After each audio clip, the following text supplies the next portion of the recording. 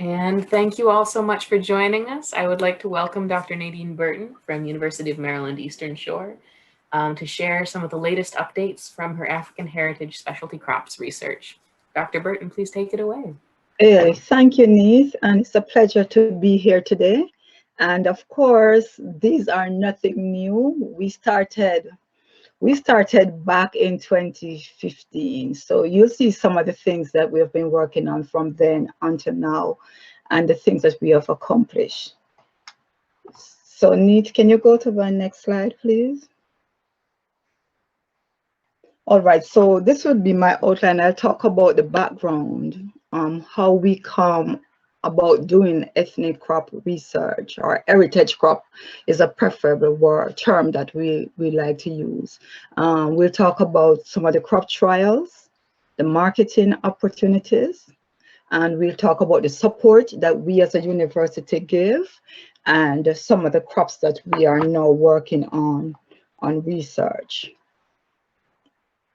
All right, so at the top, on this chart, you will see where we talk about immigrant population within the DMV.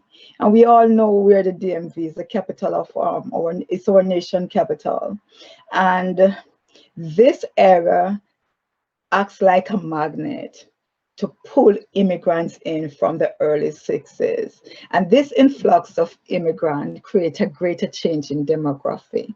If we look at just the DMV area, we will recognize that 14% of the population are immigrants.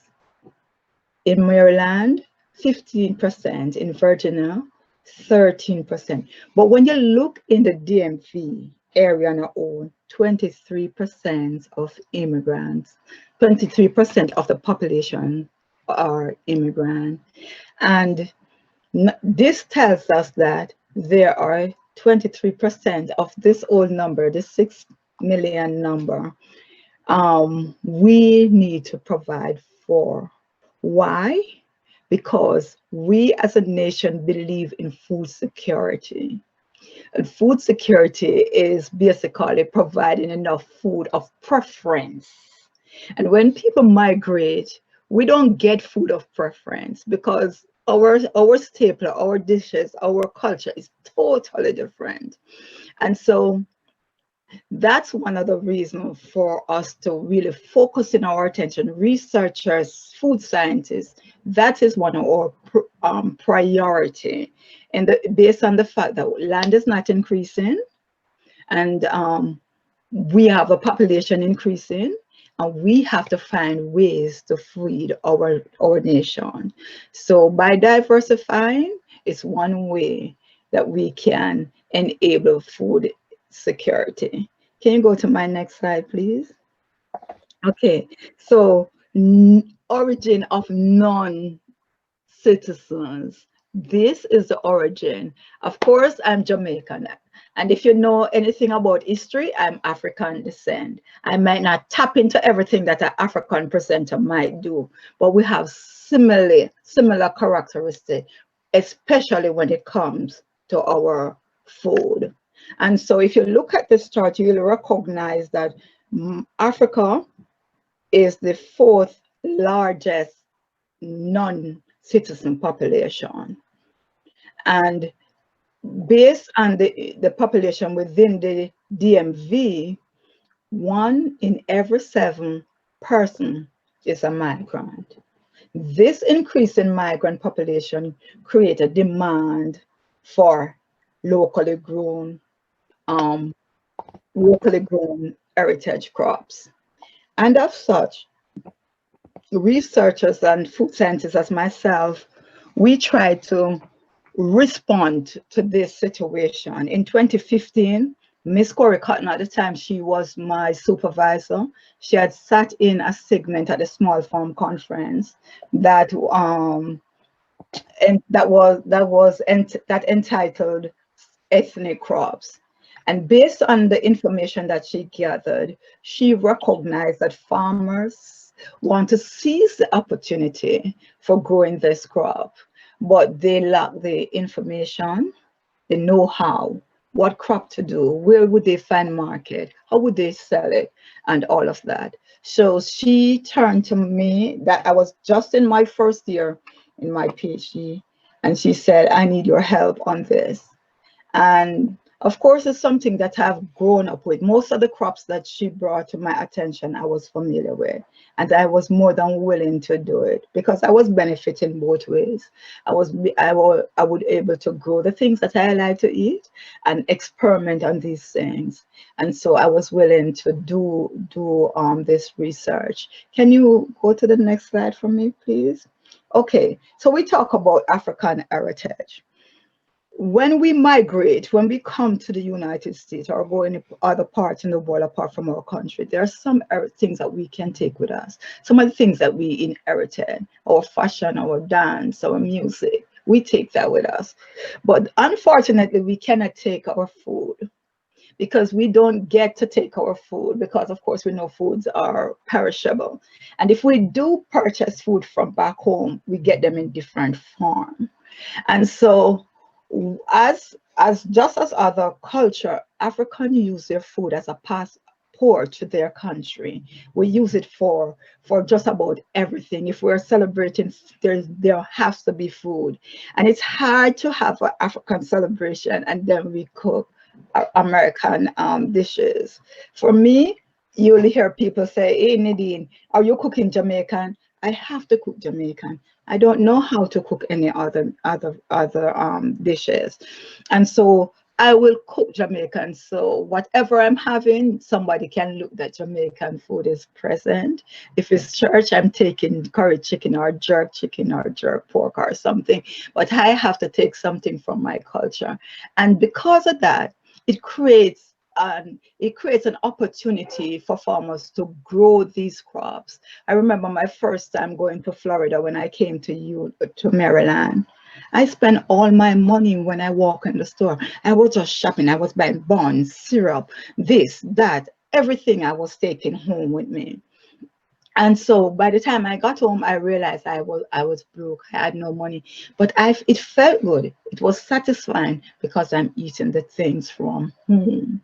And so despite all the things that we can take everything, but we can't take our food. So we as researchers, we need to fill that gap. We need to educate our farmers. And so Corey Cotton decided to conduct a research with a number of different ethnic crops. Of course, Mr. Yao from UDC, they were the forerunners. And of course, we do get help from Rutgers.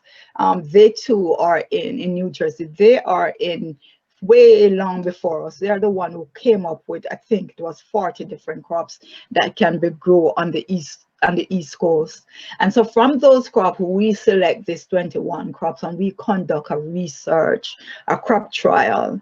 The crop trial was basically to see if we can grow these crops and how hard it is for them to grow. So we were just looking at ease of growth and their ability to grow. If you look at this group, you will recognize that we categorize them in different ethnic groups. Are you saying something? Sorry, that was not me. Oh. Yeah, if anyone has any questions as we go along, if you put them in the chat, we will address them later. And otherwise, please mute yourself so we don't have background noise. Thank you. All right, good. Thank you so much. So we categorize them in different ethnic groups, but don't let this fool you because these crops are used within all the ethnic groups. We just look at what is more dominant in different ethnic groups. And so we planted these 21 crops and we recognize that they grow easily, they did produce, but that was not sufficient information to give to the farmers. So in 2016, 2016 into 2017, we look at whether these crops can grow conventionally or organically. And this is an image showing our demonstration plot. And so we we recognized that there were no significant difference between yield, and there were no significant difference between the nutrient content. So yes, we can tell a farmer you can grow these crops, and you can grow them organically and you won't lose, and you can grow them conventionally if you wish, but that too was not sufficient information to tell a farmer, because nobody can just tell me, oh yes, we grow this crop and it grew, and then I try it. And if you go to the next slide for me, please. So yes, so this one is some of the finished products that we did in the 2015 trials.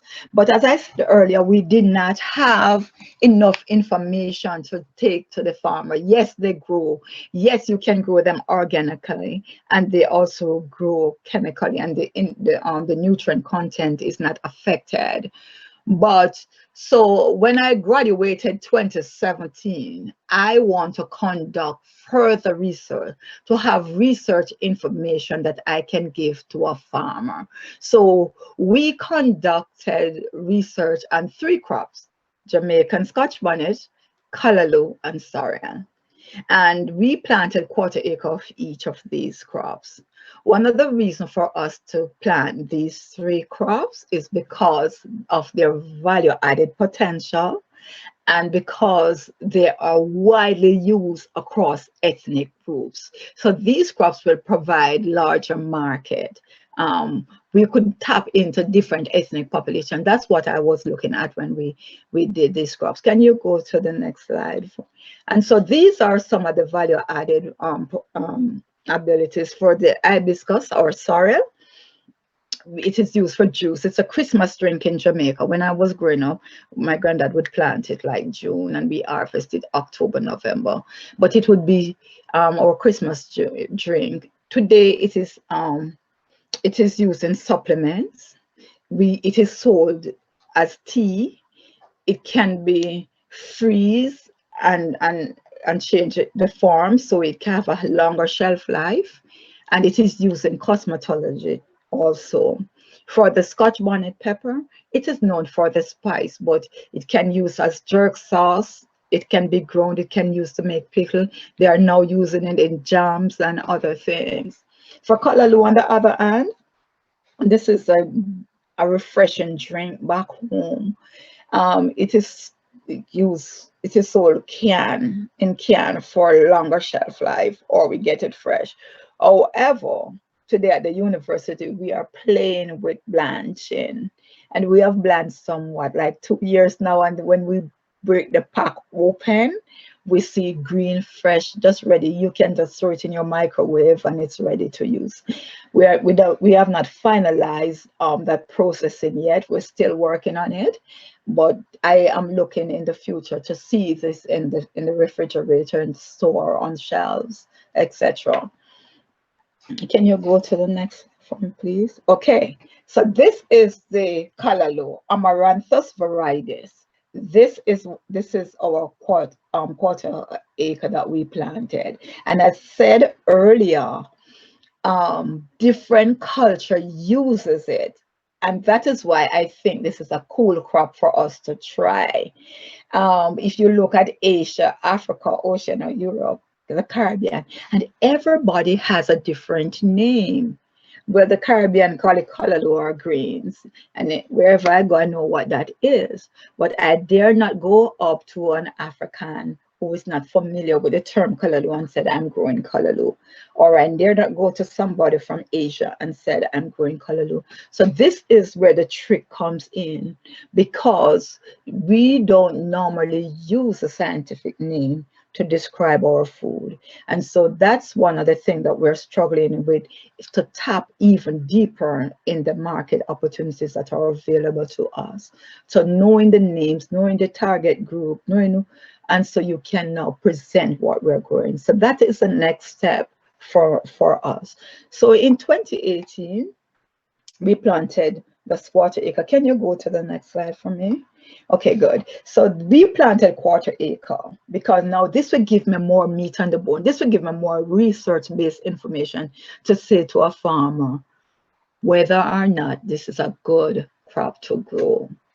So we planted a 1/4 acre, and we take in consideration every time spent, that is every labor involved, include packaging, marketing, transporting, everything we've put in place. We record everything. And then we conduct a survey. We conduct a survey to give us what is the buying price. And we use from our research average buying price, which is $2.50. Some people say $3, $4, whatever. But we use the average buying price. We recognize for 14 consecutive weeks within that period, we were able to harvest 13,000 pounds of callaloo. We spend roughly $10,000. The income would be $32,500. So our profit would be like $23,000. So therefore, I am now armed with more information there. I can look at a farmer and say, now you can grow this crop. It will help to increase your farm income. Now, if you don't want to grow 1/4 acre, we also did a budget, an enterprise budget for 1 row, which is 100 feet long and 3 feet wide. On this bed, we planted 67 plants. And the average harvest was 120. The average harvest was 120 pounds. And so if you have a 100 feet bed, you can make like $300 from that one bed. And you can harvest for 14 weeks. We said 14 weeks because this is a tropical crop. So we put this crop in early May, and we will harvest 14 weeks before the first frost. And so for one bed, your income within 14 weeks, or your profit, would be like almost close to $3,000, $20 less, $3,000. So now I can say to the farmer, yes, you can grow these crops. These are the things that it will need and how to go about it. And those information you can get from us. May I go to the next slide? Okay, so the next crop is the Scotch bonnet pepper. This is myself and Michael looking at our 1/4 acre and looking at the yield. And so Scotch bonnet pepper is similar to chili pepper. Some people say it's habanero. Of course, it's family of the habanero. It is found everywhere in West Africa. And as I said, it is used worldwide by different ethnic groups for flavor and for spice. Now, Scotch bonnet is maybe one of the coolest crops to grow. Apart from aphids and occasionally fusarium, we don't have a problem with Scotch bonnet pepper. And so I think it's cool and easy to grow. And so we planted a 1/4 acre. Can you go to the next slide for me, please? Right, and this is what our harvest look like on a weekly basis. So the 1/4 acre produced roughly 700 pounds weekly. We planted in May and we were ready to harvest in July. One of the beautiful thing about this, even if it gets cold, if we don't have a very frost, we can still harvest. And we were able to harvest right up to November, harvesting this crop. Our expense was like $6,275, and our income was like $24,000, roughly $25,000. Some of the persons who help in market is John Manirakiza and Michael Carter. I'll talk about that further in our presentation when I reach the marketing aspect. Now, this is a tricky crop, Hibiscus sabdariffa. You hear the term hibiscus, the first thing come to some person's mind is hibiscus, the flower. There are two different things. They're from the same family, but they are two different things. And so And sometimes people will get them confused. One of the tricky thing about this crop, it is sunlight sensitive. What I mean like that, this crop will not flower unless the day length is between 11 hours or 13 hours. Some of them really require shorter day length. Some of them require 8 hours sunlight and etc. Else you will plant the crop and you will not harvest the crop. The origin of this crop is also unclear. You have different people telling you where it is originated and all of that. We still don't know what the official origin for it. But one thing we know about this crop, it is a high valued crop. It requires little to no nutrient. It grows in low nutrient soil, and having it planted at the right time, it can be seen as a crop that will increase your income. It is known for its nutritional properties. It is used for juice, jam, jelly, teas, etc. As I already mentioned before. This crop, again, if you look at it, you will see that it has a number of different names depending on where it is used and who is using it. The Caribbean or at the West Indies, it is known as sorrel. But here in the United States, where it is grown in Florida, different ethnic groups, some call it Florida cranberry, some call it roselle. Now, United States is the second largest importer of this crop for tea. However, it is not sold fresh on a large scale. I think Florida is one of the main states that grows this crop. Some of my friends in Texas Texas is growing this crop too. But this crop can be a potential alternative crop for small farmers. Can you go to the next slide? Okay, so now we say it's a tricky crop, and I want you to sort of look at this. This plant on the left, that is the left of my screen with the round circle. This picture was taken in October of last year. And if you look at the calyx is the part that we use. If you look at this calyx, the thing that is surrounded, you realize that it just started budding. And then you go to the middle one, and this were planted the same time. It's the same variety, but this one was planted in the high tunnel. And if you look at the size of the calyx, you see a vast difference between the calyx. The one on the outside, last year, it grows to maybe 4 to 5 feet. The one inside the high tunnel was like 6, 7 feet high, have on more calyx and doing better. The reason for that, we have a fluctuated temperature going on in last year. We have heavy rain, and this plant was just struggling on the outside.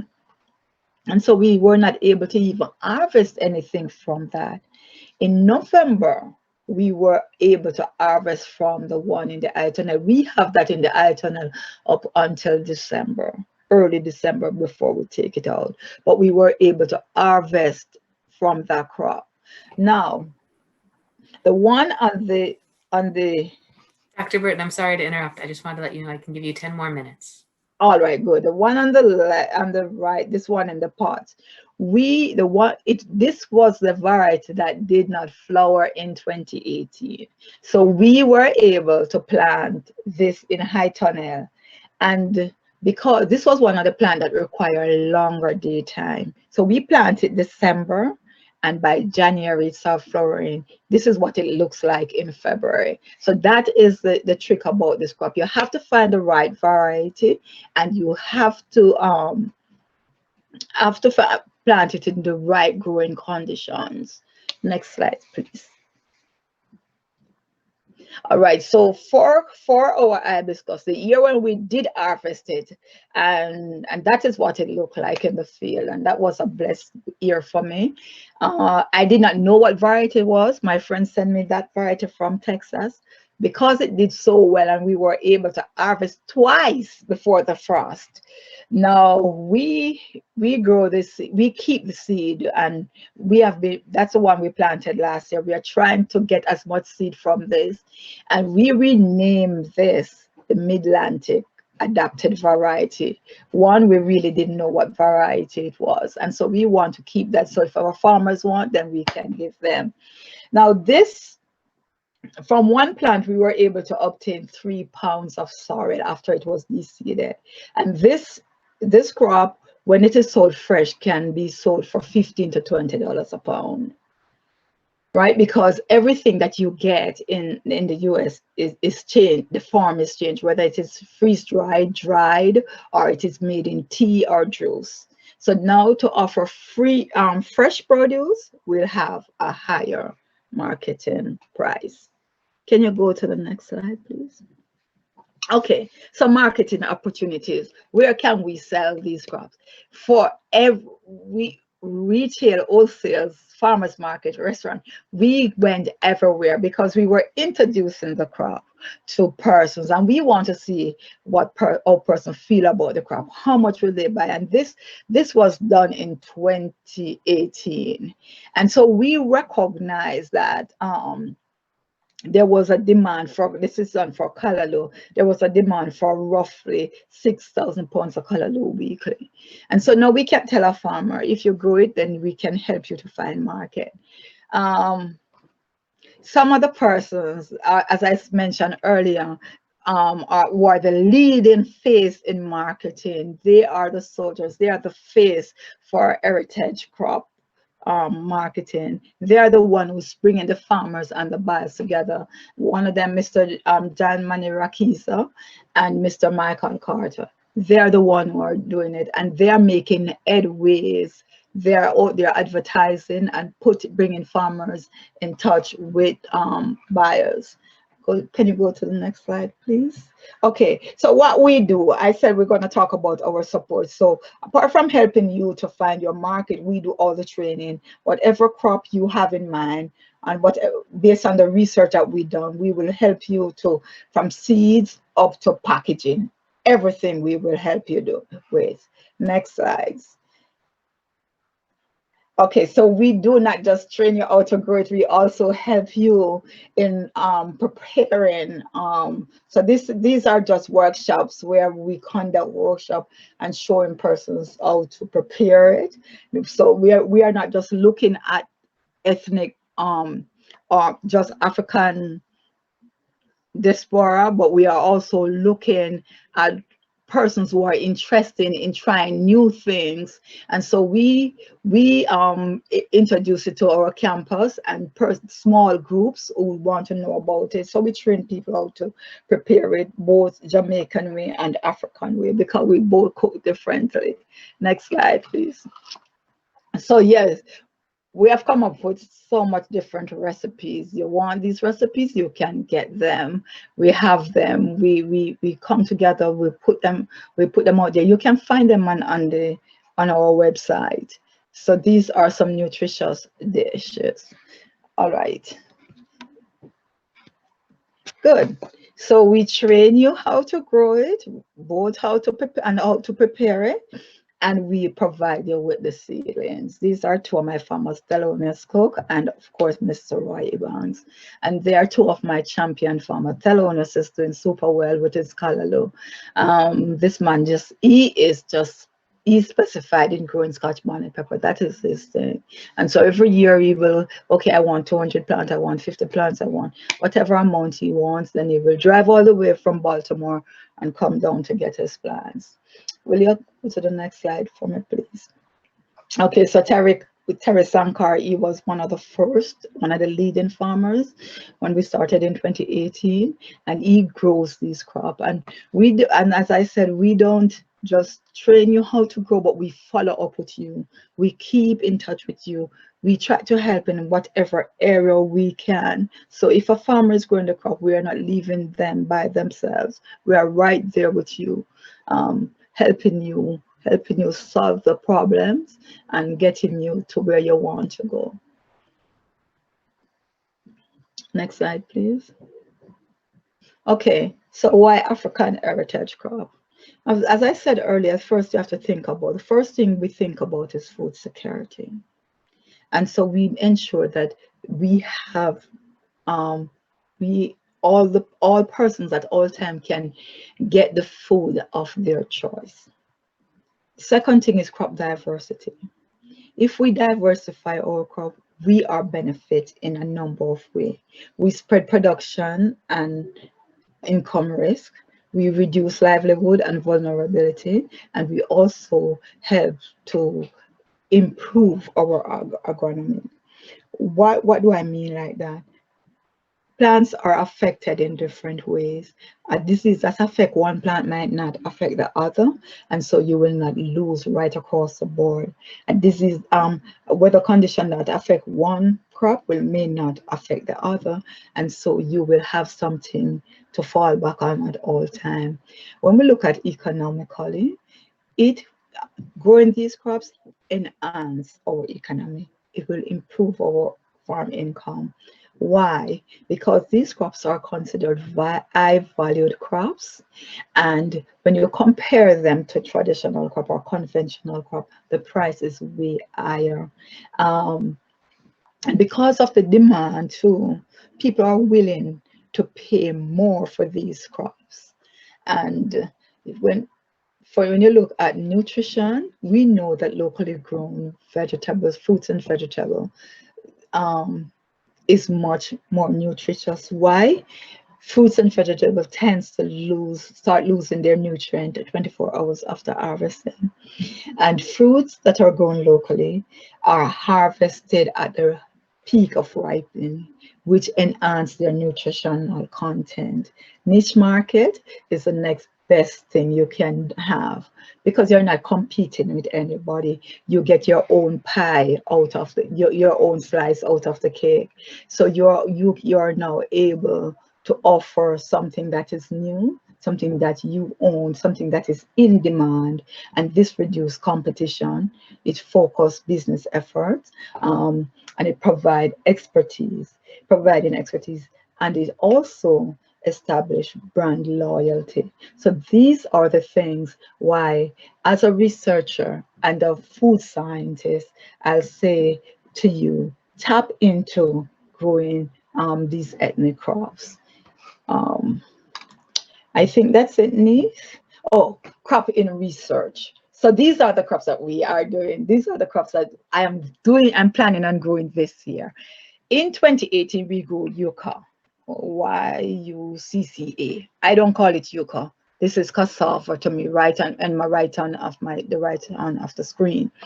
And we grew it in 2018, and it did not, 2019, and it did not do well, but it grows up to 7-8 feet in height. And because of that, it did not do well in the sense that it did not produce any tuber. But what I realized about this crop, it can also be sold as leaf for vegetable. So I'm going to do it this year. I'm going to conduct a research this year and see if it's worth the while, if I can find a market, and what the expense budget look like. So that's one of the crops. For the pumpkin, this is Jamaican pumpkin, and I know the Africans use the same variety. We use it for soup and a number of different dishes. I've been growing pumpkin for a while for myself, but I have never paid attention to how much, what it costs, what is it sold for, who is buying it. So this year, this is one of the crop that I'll be looking on. The African garden egg, I grew that last year for the very first, apart from my trial in 2015, for the very first time I grew this last year. I don't have enough information to tell a farmer if it's if it's a viable crop, if it's meaningful for you to grow, and if you will benefit economically from it. So those are the crops that we have under consideration for this year. Hopefully next year we'll have information on these crops to add to our contorium. And I think that's it. Thank you, and I will be here to answer your questions. Thank you, Dr. Burton. That was wonderful. You can tell that's the results of years of hard work, and I really appreciate you sharing it with us. Thank you. I see a few questions and comments in the chat. If folks could add their questions there while we get to the ones people have asked already. I see a lot of people were really excited to see these crops. Some of them they were familiar. Temi Tope said that they call it efotete in Yoruba. Yes. And Hannah said that they grow amaranth in Silver Spring, and their neighbors came to make some delicious Bangladeshi fritters. Ah. Trinia really enjoys sorrel and hibiscus tea. So does Jandel. John has some gardeners in Howard County who also enjoy some of these crops. Oh, Deb wants to ask if we could get your website. I'll try looking that up while people are asking questions. Right. Let's see. Oh, here we go. Anthony's asking, has research been done on growing these crops in different kinds of soil compared to the soil at UMES? I know you have relatively sandy soil there. Well, what happened? We did two different locations with two different soil types. I'll have to look at that again. But when I did my research in 2016, 2017, we used two different locations. And what we found with hibiscus, if the soil is high in nutrient, then it will just grow leaves, and we'll have less flower. It could be the variety, because I did a research 2 years, and maybe I should have do some more research on that. But for hibiscus, I don't think soil is a problem. Neither is callaloo. I don't think so. I don't think callaloo likes sandy soil. And if we add some compost to that, it is a high nitrogen feeder. That is what I know. If you want to get high yield, then you know you have to put your compost or your poultry litter or whatever you're going to use. And so that's it. I don't think soil is a problem. We can amend soil to get quality yield. Thank you. Allison asks, do you have any advice for pest management for the amaranth or the callaloo? Yes, callaloo, you have bugs and worms that really destroy your crop before you open your eyes. As you close them and open them, it wipe it out. But one of the things that I suggest to farmers, make small covering with mesh. Small mesh covering, if you are an organic farmer. Small mesh covering, lift them off, cut, cover them back. That is one of the best way to grow it if you're growing outside. If you're growing in a high tunnel, do screenings. And so that is the best way. Another thing I must warn everyone with callaloo, because they are from the amaranth family, and we know, what's the name of this one, the Palmer amaranth. They are close to Palmer amaranth. So you must harvest your callaloo every week. Yes. Don't let them go to flower, as they're going to become invasive. They have the same characteristics like the Palmer amaranth. So that is one of the things we try to offer. Even if you don't have a market, walk through and just pick your buds out. Thank you. That's a very good point. They will make a lot of seeds. You'll have amaranth forever. Everywhere, yes. Jeanette asks where she can find Scotch bonnet seeds, organic seeds specifically. I guess seeds in general are a big challenge for a lot of these crops. Right, that is one of the challenge, and that is why we're trying to sort of have, come up with seeds so we grow and we keep to distribute. Presently, our seeds are not organically. What we have is not organic, but it's true to type. It's true to type. One of my farmers did grow some organically. I did ask them to save seeds for me. I'm not sure. I did not keep in touch. But if they do have, I will be more than happy to let you know those information. I'll check on it, and so you can have them. But if you want, I try not to give seeds because I want to ensure that the germination rate is right. So what I do, I take order early this time of year and see how many plants I need to grow. And I will grow the plants, the seedling, and then distribute them. Thank you. And I see we have a lot of interest. I'm sorry, we probably won't be able to get to all the questions. How about just this last one? And if you would be willing to share any contact info or ways people can follow up with you. If you don't think of it right now, you can email me and I will share it with the group after today's session. Kimberly asks, due to COVID, we don't have our annual visit. Can farmers come by appointment to visit? Oh, yes. Oh, yes. For where I'm at, you just need to call and make an appointment. And then we will, you know, try to accommodate you as best as we can. Right? For me, my contact, you have my email, Neith? I'm best reached by email. I'm best reached by email, and yes, that's the best way to phone. You might call me, and you know I'm not there. But if you email me, I'll definitely follow up with you. Thank you. I'll put your email in the chat box and in the follow-up email. Thank you again so much for spending some time with us today. Yes, you're welcome. Thank you.